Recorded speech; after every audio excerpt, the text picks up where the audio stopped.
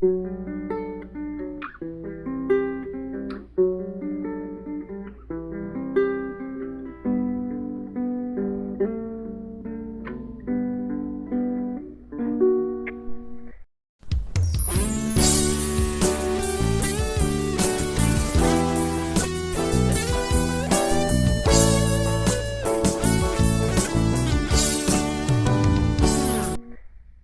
para sa mga bago pa nagsugod og gitara o bisag katong mga karaan ng manugtugay, karaang damang pero di yapon kabalog intro, kani sundan yun niya akong itudlo sa inyo.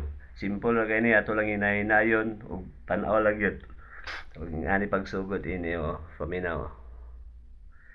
Kanang third finger diya sa ikaupat na fret o first finger sa ikatulo ka fret og ito 2 string. Ang fourth finger kumingkik diya sa number 5.